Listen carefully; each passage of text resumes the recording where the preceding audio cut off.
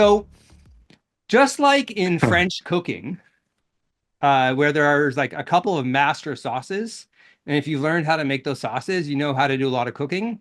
Turns out there are a certain number of classic mother recipes or classic recipes in cocktails.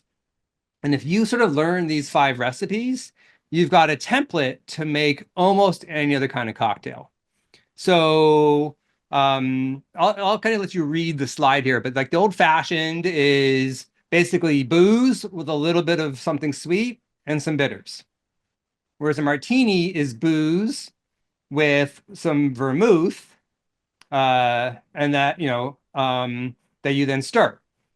So for example, a Manhattan is what happens if you take the martini and change the gin for whiskey and the dry vermouth for sweet vermouth, and also add a little bit of bitters. Negroni splits the gin to be half gin and half Campari, and then adds the sweet vermouth. So again, you can kind of see there's these basic recipes that if you follow these, you know you're going to end up with a balanced cocktail. So if we convert that into marketing lingo, these are, the main plays, and you can actually run Yeah, plays out exactly. of each one of those. Yeah, Yeah, and I that's think that's one cool. of the first things we're going to talk about, for the analogies.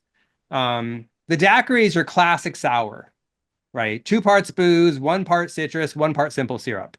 If you need to invent a cocktail, you're out with friends and there's something like, make a cocktail, and you can't think of anything, follow that template, you'll end up with a good cocktail.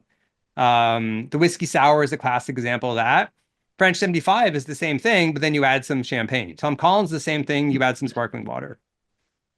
The sidecar is a classic drink with cognac, Cointreau, and lemon juice. So it's sort of like the daiquiri, except it's changed out the simple syrup for Cointreau. That's a margarita, right? Lime juice becomes lemon juice, cognac becomes tequila. You're done. And then obviously the highball of just, liquor and soda makes all sorts of things from the gin and tonic, to the rum and coke to the Moscow Mule. So, these are just a couple of my favorite, variations. The other thing that, and the people call this the Mr. Potato Head approach, because it's sort of like you've got the recipe and you swap out one thing for another thing. And as long as you're generally following the template, you're going to be in the right ballpark.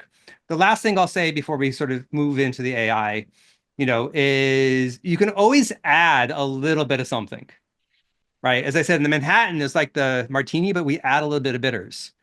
You can add about a 1/4 ounce of something to pretty much any cocktail to make it, to zhuzh it up, make it a little more interesting. So make a Manhattan, add a 1/4 ounce of creme de cacao, right? And it makes it a chocolate Manhattan.